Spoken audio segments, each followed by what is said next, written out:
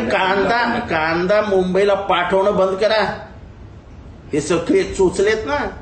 हे तो जो मतदार खरीददार आहे, म्हणजे जो मतदार इथल्या एका सत्ताधारी वर्गाला फक्त तो माल विकत घेतो बाजारात जाऊन, त्याला खुश ठेवायचा आहे. पण जो उत्पादक आहे, जो घाम मातीत टाकतो, इथला जो बळीराजा आहे, ज्याच्यावरती हा देश जिवंत आहे, तो मेला तरी चालेल, आम्ही बाहेर ना आणू, पण आमचा जो खरीददार आहे ना, दुकानात जाऊन वस्तू विकत घेतो, तो जिवंत राहायला पाहिजे, कारण तो आमचा वोटर आहे. शेतकरी मेला तर मेला, काय फरक पडतो? आम्ही युक्रेनहून आणू, आम्ही बुल्गेरियावरनं आणू, आम्ही डेन्मार्कवरनं आणू, आम्ही अमेरिकेतनं आणू, त्यांना जिवंत ठेवू. शेतकरी कोण? गरीब ना, साला मरू दे त्याला. सर, काल वळसे पाटलांनी भाषणामध्ये शरद पवारांच्यावर टीका केली, त्यानंतर यांनी माघार घेतली, माध्यमांनी याचा चुकीचा अर्थ काढला. हे सोपं असतं बोलायला की मी हे बोललोच नाही, पण माध्यमं बोलली. तुमच्या तोंडातनं निघालेला शब्दाने शब्द हा फक्त म्हणजे कुच्छित भाषेत होता. मी पहिल्यापासूनच सांगत होतो, दिलीप वळसे पाटील हे कुच्छितच आहेत, कधी हसणार नाहीत, हसताना पण टोमणा मारणार. म्हणजे ही जी एक टिपिकल सरंजाम वृत्ती होती की मी हा मीपणा कुठनं आलेला? तर पवार साहेबांचे सर्वात लाडके, पवार साहेबांच्या दृष्टीने आपल्या पक्षातला सर्वात हुशार विद्यार्थी, हा विद्यार्थी नागपंचमीच्या दिवशीच बोलला. बघा ना कसा योगायोग आहे. सगळं ओपन आउट झालं तेव्हा नागपंचमीच होती. बिळात लपलेले नाग बाहेर पडतायत. वाईट वाटतं. वाईट कोणाचं वाटतं? वाईट साहेबांचं वाटतं. 18 वर्ष साहेबही मंत्री नव्हते आणि तरी तुम्ही साहेबांवर बोलता. घरात बसून फोन येऊन तुम्हाला साहेब मंत्रीपद द्यायचे की जा तुला हे मंत्रीपद मिळालंय, जा शपथविधी करा. अरे न मेहनत करता तुमच्या नावावर मतदारसंघ करून दिले होते. म्हणजे माणसांनी कृतज्ञ असावं होते, पण इतकं. आणि महाराष्ट्रात खरंच कहर आहे, कहर. म्हणजे या अशा लोकांना शब्द पण नाहीत माझ्याकडे टीका करण्यासाठी.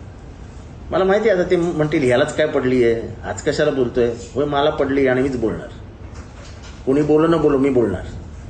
कारण का मी 1990 पासून, तुम्ही आमदार झाल्यापासून या सगळ्याचा दृश्य म्हणजे आय विटनेस जर कोणी असेल तो मी आहे. त्यामुळे मी बोलणार. तुमची लोक सांगतात ना साहेबांवर बोलायचं नाही, खबरदार आमच्यावर बोलाल तर. आम्ही तुमच्यावर बोलतच नाही, तुम्हीच साहेबांवर बोलतात. आम्हाला आमची खूप कामं आहेत. महाराष्ट्रात तरुण वर्ग जो वेडा झालाय त्याला आम्हाला दिशा द्यायची, एक नवीन नेतृत्व तयार करायचं आहे साहेबांना. साहेब त्या कामाला लागलेत. तुमच्याकडे बघायला वेळही नाही साहेबांना आता. आणि तुम्ही स्टेजवर बघितलंच असतील, तुमच्याकडे बघतात का नाही बघत. तेव्हा म्हणजे जे काय दिलीप वळसे पाटील बोलले हे म्हणजे इतका माणूस कृतज्ञ असावा याची मला खरोखरच आश्चर्य वाटतं. काय द्यायचं राहिलंय आता? फक्त साहेब एक काम करा, मी हात जोडून साहेबांनाच विनंती करतो, साहेब तेवढं सिल्वर ओक राहिलंय ना, तेवढं यांना काय देता आलं तर बघा. बाकी काय आता देण्यासारखं तुमच्याकडे काय नाहीये. तुम्ही सगळंच देऊन टाकलं यांना. देण्यासारखं तुमच्याकडे काय नाहीये. काय शेतीवाडी वगैरे कुठे असेल तर करा यांच्या नावावर, तेवढंच येणार. बाकी राहिलंय तर तुमचे लाड करणं. तलाठी भरती प्रकारे 7 विद्यार्थ्यांमध्ये गोंधळ पाहायला मिळाला. सर, 4 ठिकाणी सर्व्हर डाऊन झाले आणि फडणवीस बोलले ते सभागृहात यांना सर्व्हिसच द्यायची नाही या गव्हर्नमेंटला, तर सर्व्हेअरचा काय प्रश्न येतो? 19 लाख विद्यार्थी बसणार होते. किती विद्यार्थी बसणार होते? 11 लाख विद्यार्थी. लाखो विद्यार्थ्यांच्या आयुष्याशी खेळखंडोबा करताय तुम्ही. काहीच वाटत नाही, सिरियसनेसच नाही गव्हर्नमेंटला. हा पक्ष फोड, तो पक्ष फोड, याचं मंत्रिपद जात आहे का, त्याचं मंत्रिपद जात आहे का, ह्याला मुख्यमंत्रीपदावरनं काढतायत का, त्याला मुख्यमंत्रीपदी बसवतायत का, याच्यातच मंत्रालयातले सगळे अधिकारी रमलेले आहेत. मग तो मुख्यमंत्री होत असेल तर त्याच्या मागे, त्याच्या केबिनच्या बाहेर ऑफिसर्स बसलेले असतात. तर हा मुख्यमंत्री होणार नाही म्हणून ह्याच्या इथनं निघालेले असतात. सावळा गोंधळ महाराष्ट्रात सुरू आहे. महाराष्ट्राच्या राजकारणाची कबड्डी झाली आहे. खो खो कबड्डीचे खेळ असतात ना, खो की तो समोरचा उठतो तरी खो, आणि आपलं पाय पट चालू आहे आपल्या तिघांमध्ये. काय वाईट नाही, चांगलं चालू आहे. मग कोविडमध्ये मागच्या 2-2.5 वर्षापासून कोणती सरकारी भरती नव्हती आणि ही पहिली सरकारी भरती, त्यामध्ये फी मोठ्या प्रमाणात आकारण्यात आली होती 1000 रुपये आणि असं असताना देखील म्हणजे गरीब माणसाला 1000 रुपये फी सर आणि खरं तर निशुल्क करायला पाहिजे होती. देवेंद्र फडणवीस सभागृहात म्हणाले होते सिरियसनेस यावा यासाठी ही फी 1,000 रुपये येत असं म्हणाले होते. कोणाला सिरियसनेस यावा? सरकारला काय विद्यार्थ्यांना? हा? विद्यार्थी विद्यार्थी सिरियस नसतात, घासत असतात. उपाशी तापाशी त्या पुण्यामध्ये एक अभ्यास केंद्र म्हणून पुण्याची ओळख झालेली आहे, त्या पुण्यामध्ये घासत असतात. वाईट. सर विजयकुमार गावित काल भाषणामध्ये बोलले की मासे खाल्ले की डोळे सुंदर होतात, ऐश्वर्याचे डोळे सुद्धा मी सुंदर आता आहेत. आजपासून मासे खायला सुरुवात करतोय. आज सकाळीच मासे खाऊन बाहेर पडलोय.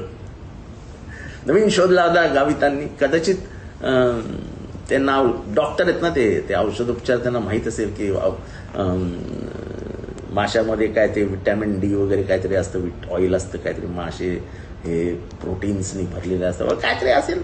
आता गावितांनाच अभ्यास वर्ग घ्यावा त्यांनी, चांगले विद्यार्थी पण येतील, पोरी कशा पटवायत असं त्यांचा सल्ला आहे.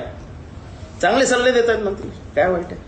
सर, महाराष्ट्रातल्या अडचणीचे मुद्दे जे आहेत हे भरकटवण्यासाठी अशी विधानं त्यांना अडचणीशी काही घेणं देणंच नाही. त्यांना मंत्री झालेत ते ह्याच्यातच ते इतके भयंकर खुश आहेत की त्यांना काही पडलेलीच नाही महाराष्ट्राची. आग लगे बस्ती में मस्तराम मस्ती में, हे सगळे मस्तराम आहेत. महाराष्ट्र जळतोय जळू द्या, कांद्याला 40% टॅक्स लागू द्या, गहू रशिया आणि युक्रेनवरनं येणारे येऊ द्या, बेरोजगारी परमोच्च ह्याच्यावर गेली जाऊ द्या, महागाई 15 ऑगस्टला महागाई 15 वर्षात सर्वात जास्त होती होऊ द्या. 2004 ते 2014 जेव्हा साहेब कृषी मंत्री होती तेव्हा भारत हा दानी होता, म्हणजे दान देत होता, लोकांना खाऊ घालत होता.